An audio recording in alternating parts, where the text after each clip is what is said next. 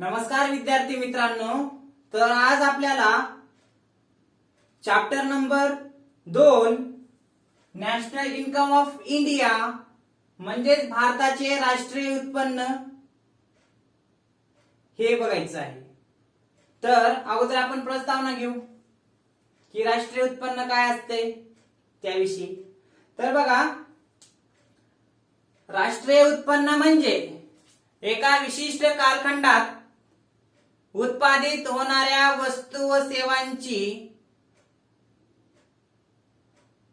बेरीज म्हणजेच राष्ट्रीय उत्पन्न. सोप्या शब्दात म्हणजे एका जर वर्षामध्ये किंवा 12 महिन्याच्या कालावधीत किंवा एका कालखंडात, कालखंड 12 महिन्याचा असू शकतो, एका वर्षाचा असू शकतो, हे लक्षात. मग उत्पादित होणाऱ्या वस्तू व सेवांची अंतिम मूल्य म्हणजेच राष्ट्रीय उत्पन्न. आता एका वर्षामध्ये जे काही जी प्लस एस बरोबर नॅशनल इन्कम होऊ शकते. नॅशनल इन्कम बरोबर काय, एका वर्षामध्ये ज्या काही गुड्स तयार झालेल्या आहेत त्या, समजा आपण घेऊ गुड्स एका वर्षामध्ये तयार झाल्या 50 आणि सर्व्हिसेस ज्या काही सर्व्हिस झालेल्या आहेत त्यांचे पण ते आपण 50 धरू.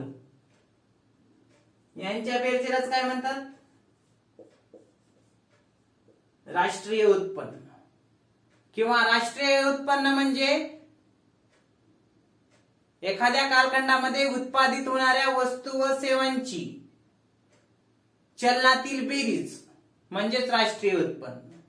किंवा एका वर्षामध्ये उत्पादित किंवा निर्माण होणाऱ्या वस्तू व सेवांची पैशातील मोजणी म्हणजेच राष्ट्रीय उत्पन्न. अशा वेगवेगळ्या व्याख्या करता येतील.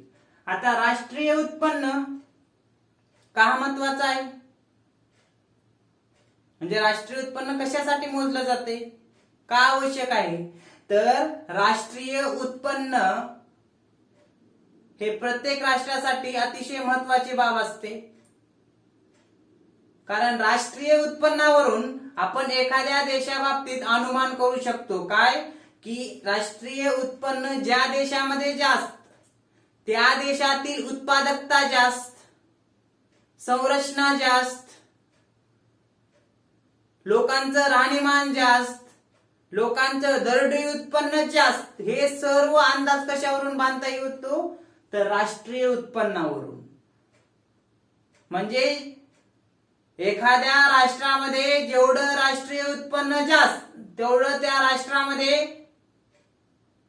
उत्पादित होणाऱ्या वस्तूंचं प्रमाण, पायाभूत सुविधा, लोकांचं राहणीमान, त्यासोबतच लोकांचं दरडोई उत्पन्न हे अधिक असते.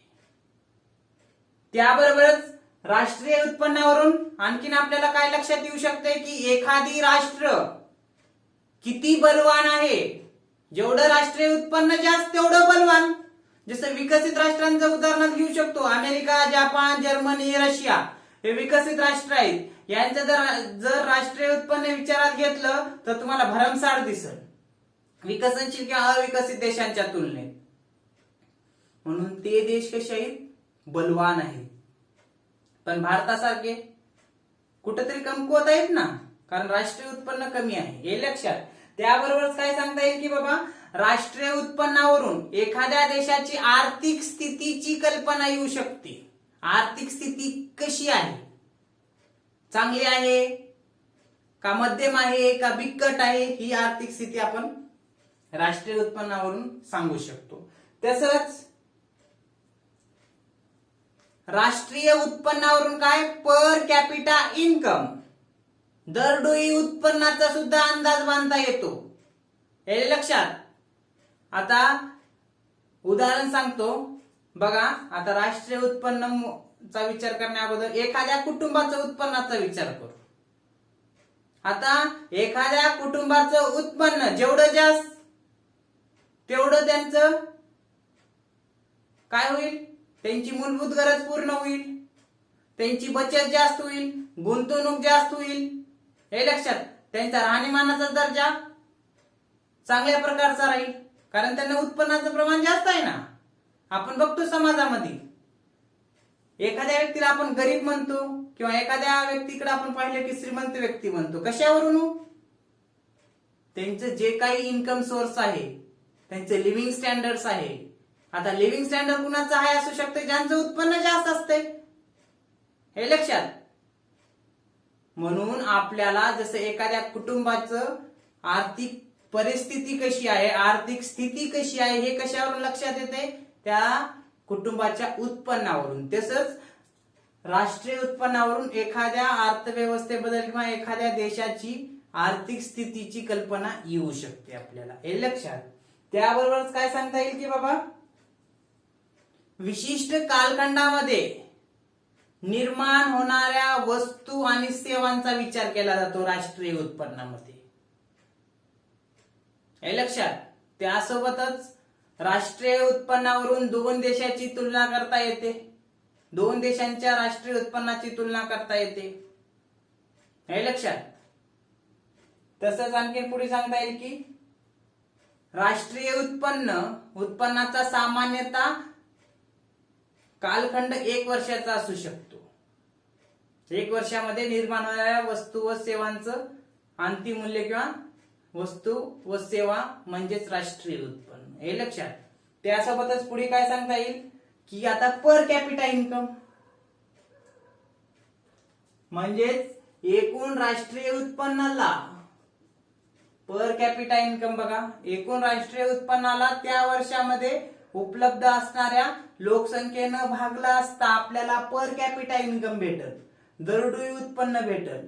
म्हणजेच बघा, पर कॅपिटा इन्कम म्हणता येईल किंवा दरडोई उत्पन्न किंवा पीसीआय बरोबर total income divided by total population जर केला तर आपल्याला प्रत्येक व्यक्तीचं उत्पन्न किंवा दरडोई उत्पन्न सुद्धा काढता येते राष्ट्रीय उत्पन्नावर, हे लक्षात.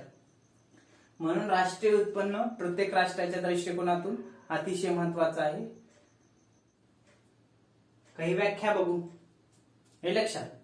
तर व्याख्या बघा, पहिली व्याख्या प्राध्यापक डॉक्टर फिशर यांच्या म्हणण्यानुसार. प्राध्यापक डॉक्टर फिशर काय म्हणतात, राष्ट्रीय उत्पन्न म्हणजे एखाद्या कालखंडात श्रम, भांडवल आणि साधन सामग्रीच्या साह्याने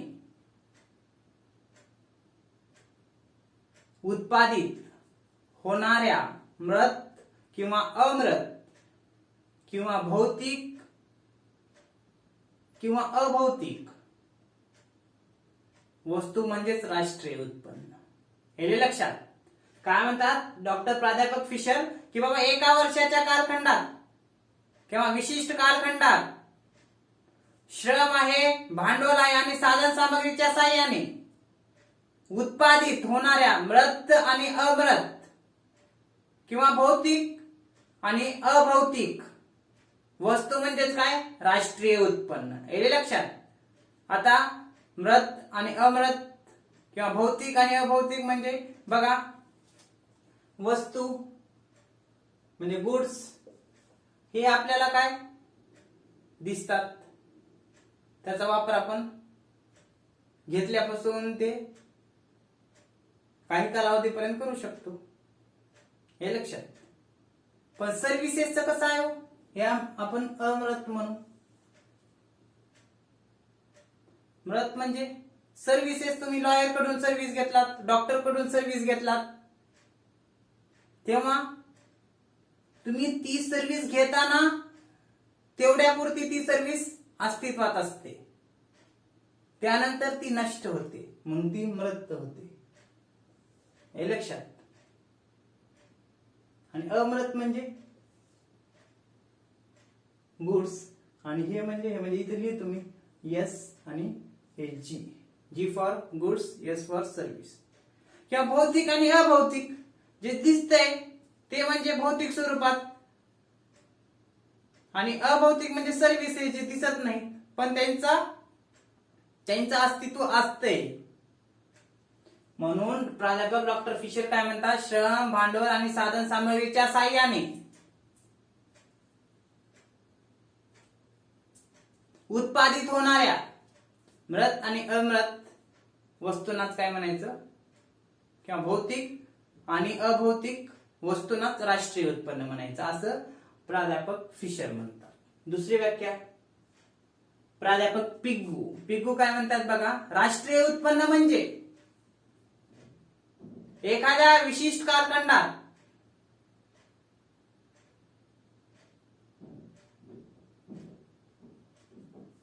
किंवा राष्ट्रीय उत्पन्न म्हणजे वास्तविक उत्पन्नाचा असा हिस्सा किंवा भाग जो पैशाच्या साह्याने मोजला जातो. काय म्हणतात प्राध्यापक पिग्गू की राष्ट्रीय उत्पन्न म्हणजे वास्तविक उत्पन्न म्हणजे ते प्रत्यक्षात आहे असा भाग की जो पैशाच्या साह्याने मोजला जातो. गुड्स आणि सर्व्हिसेस मोजल्या जातात पैशाच्या साह्याने, हे लक्षात. मग त्यांना काय म्हणायचं, राष्ट्रीय उत्पन्न.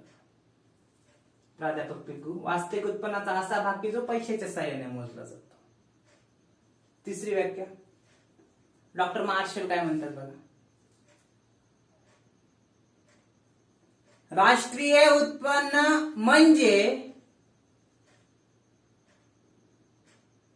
एखाद्या कालखंडात उत्पादित झालेल्या वस्तू नसून, हे लक्षात. काय म्हणतात, राष्ट्रीय उत्पन्न म्हणजे एखाद्या कालखंडात उत्पादित झालेल्या वस्तू नसून उपभोक्त्यांनी उपभोगलेल्या वस्तू व सेवांची चलनातील बेरीज म्हणजेच राष्ट्रीय उत्पन्न, हे लक्षात. डॉक्टर मार्शल काय म्हणतात की बाबा राष्ट्रीय उत्पन्न म्हणजे फक्त उत्पादित झालेल्या वस्तू नसून तर उपभोक्त्यांनी उपभोगलेल्या म्हणजे जे कोणी लोकांनी जे काही वस्तू व सेवांचा उपभोग घेतलेला आहे, वापर केलेला आहे, त्यांची चलनातील बेरीज म्हणजेच राष्ट्रीय उत्पन्न असं कोण म्हणतात, डॉक्टर मार्शल. इथं दिले बघा. पुढली व्याख्या राष्ट्रीय उत्पन्न समिती काय म्हणते बघा. राष्ट्रीय उत्पन्न समिती ही 1949 ला स्थापन झालेली आहे आणि ही काय करते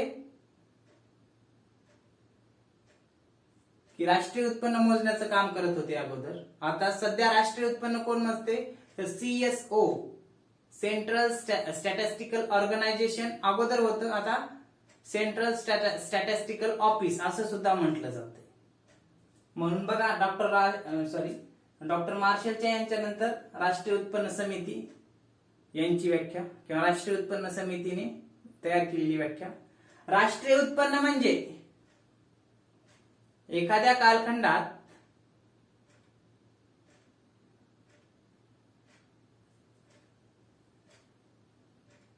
किंवा एखाद्या वर्षात उत्पादित किंवा निर्माण झालेल्या वस्तू व सेवांची 2 वेळा मोजणी न करता केलेली मोजणी म्हणजेच काय, राष्ट्रीय उत्पन्न. हे लक्षात. काय म्हणते राष्ट्रीय उत्पन्न समितीनुसार काय व्याख्या दिल्या हो, राष्ट्रीय उत्पन्न म्हणजे एखाद्या वर्षात किंवा एखाद्या कालखंडात, दोन्हीपैकी काही असू शकते, एखाद्या वर्षात उत्पादित झालेल्या वस्तू व सेवांची 2 वेळा दुहेरी मोजमाप न करता केलेली मोजणी म्हणजेच राष्ट्रीय उत्पन्न. परत हीच व्याख्या दुसऱ्या पद्धतीने सुद्धा सांगता येते. काय की राष्ट्रीय उत्पन्न म्हणजे एखाद्या विशिष्ट कालखंडात उत्पादित झालेल्या वस्तू व सेवांची दुहेरी म्हणजे डबल, 2 वेळेस म्हणजे बी डबल, दुहेरी मोजमाप न करता केलेली मोजणी म्हणजे राष्ट्रीय उत्पन्न. ही व्याख्या वस्तू व सेवांची 2 वेळा म्हणले किंवा दुहेरी एकच शब्द आहे, केलेली म्हणजे दुहेरी किंवा 2 वेळा न करता केलेली मोजणी म्हणजे राष्ट्रीय उत्पन्न, हे लक्षात. किंवा आणखीन एक व्याख्या सांगू जनरल. राष्ट्रीय उत्पन्न म्हणजे एखाद्या कालखंडात उत्पादित होणाऱ्या वस्तू व सेवांची अंतिम मोजणी केली असता जे काही प्राप्त होते त्याला काय म्हणायचं, राष्ट्रीय उत्पन्न म्हणजे एखाद्या कालखंडात उत्पादित होणाऱ्या वस्तू आणि सेवांची अंतिम मोजणी म्हणजे फायनल प्राइस नुसार जी काही मोजणी केली जाते त्याला म्हणायचं राष्ट्रीय उत्पन्न. हे लक्षात. बघू आता मग उदाहरण म्हणजे राष्ट्रीय उत्पन्न, अंतिम किंमत म्हणजे राष्ट्रीय उत्पन्न किंवा दुहेरी मोजमाप न करता केलेलं मोजणी म्हणजेच राष्ट्रीय उत्पन्न. हे बघू उदाहरणाद्वारे म्हणजे लक्षात घे. बघा उदाहरण. ए नावाचा शेतकरी यानं काय केलं, गव्हाचं उत्पादन केलं आणि त्याची किंमत 1000 रुपये. हे लक्षात. बी नावाचा व्यक्ती होता. ए नावाच्या शेतकऱ्यानं ते गहू 1000 रुपये बी ला विकले. हे लक्षात. म्हणजे हे गहू कुणाला दिले, बी ला दिले. मग बी न काय केलं, बी हा गिरणीवाला असत. या बी न त्या गव्हापासून पीठ तयार केलं. पीठ, ते पीठ तयार केल्यानंतर त्या पीठाची किंमत झाली, इथे घेतो 1200. हे लक्षात. पुढे बघा. मग त्या बी न सी ला हे पीठ 1200 रुपयाला विकलं. हा सी ब्रेड तयार करणारा असेल किंवा विक्रीवाला असेल, विक्री पाव वगैरे ब्रेड वगैरे भेटतात ते, त्यानं काय केलं, हे पीठ घेतलं 1200 रुपयाला आणि त्या 1200 रुपयापासून काय तयार केलं, ब्रेड तयार केलं आणि त्या ब्रेडची किंमत 1400 रुपयाची ब्रेड तयार केली. त्याची खर्च आणि प्रॉफिट सहित ते 1400. हे लक्षात. आता बघा, ये शेतकरी काय म्हणतो, माझं उत्पन्न किती, 1000 रुपयाचं. बी नावाचा गिरणीवाला पीठ तयार केलं गव्हापासून, तो म्हणतो माझं उत्पन्न 1200 रुपये. सी नावाचा जो काही विक्रीवाला होता त्यानं काय म्हणते, माझं उत्पन्न 1400 रुपये. हे लक्षात. मग आता बघा, 1000, 1200 आणि 1400 असे टोटल 3600 होतात. हे लक्षात. मग राष्ट्रीय उत्पन्न, लोकांचं उत्पन्न म्हणजेच राष्ट्रीय देशाचं उत्पन्न. हे लक्षात. मग हे 3600 राष्ट्रीय उत्पन्न मोजताना 3600 होईल का, होते का, नाही होत. का, इथं डबल मोजणी होईल. कशी मोजणी होईल सांगतो. म्हणून राष्ट्रीय उत्पन्न असं मोजलं जात नाही. तर राष्ट्रीय उत्पन्न कोणतं मोजलं जातंय, फक्त एवढंच 1400. का, तर बघा, गव्हापासूनच पीठ तयार केलंय, पिठापासूनच ब्रेड तयार केलाय. येले लक्षात. व्याख्या काय म्हणते बघा, राष्ट्रीय उत्पन्न समिती, वस्तू व सेवांची 2 वेळा मोजमाप न करता. मोजमाप किती होईल, इथं बी होईल, इथं बी होईल. 2 वेळा होईल, मग मोजणी होईल, 3 वेळेस होईल. हे लक्षात. शेतकरी म्हणते 1000, गिरणीवाला म्हणतो 1200 आणि परत ब्रेडवाला म्हणतो 1400. असं नाही जमत. मग 3600 होते, ते फक्त आकडे दिसतात. किंवा मी एक व्याख्या सांगितली 5 नंबरचे, काय, राष्ट्रीय उत्पन्न म्हणजे विशिष्ट कालखंडात उत्पादित होणाऱ्या वस्तू व सेवांची अंतिम बेरीज किंवा अंतिम मूल्य म्हणजेच काय, राष्ट्रीय उत्पन्न. फायनल प्राइस म्हणजेच राष्ट्रीय उत्पन्न. फायनल प्राइस बघा, त्या गव्हापासून हे किती आहे फायनल प्राइस, 1400 आहे ना. आता ह्या 1400 मध्ये का विचारात घ्यायचं फक्त 1400च, तर या गहू, या 1400 मध्ये हे गव्हाचं मूल्य, त्यासोबत त्या पिठाचं मूल्य सुद्धा समावेश आहे ना. हे लक्षात. कारण गव्हापासून पीठ झालं, पिठापासूनच ब्रेड झालं. मग त्या ब्रेड मध्ये गव्हाचंही मूल्य समावेश आहे आणि त्या पिठाचंही मूल्य समावेश आहे. म्हणून या ठिकाणी राष्ट्रीय उत्पन्न फक्त 1400च मोजलं जाणार, हे 3600 मोजलं जाणार नाही. हे अयोग्य आहे. योग्य काय, अंतिम मूल्यच किंवा फायनल प्रोडक्ट ची किंमत म्हणजेच काय, राष्ट्रीय उत्पन्न. किंवा दुहेरी मोजमाप टाळून केलेली मोजणी म्हणजेच राष्ट्रीय उत्पन्न. हे मोजणी दुहेरी, इथे एक मोजणी, इथे एक मोजणी, इथे एक मोजणी, असं नाही होणार. ती दुहेरी मोजमाप होईल. मग फक्त दुहेरी मोजमाप न करता किंवा अंतिम मूल्य म्हणजेच राष्ट्रीय उत्पन्न, हे लक्षात.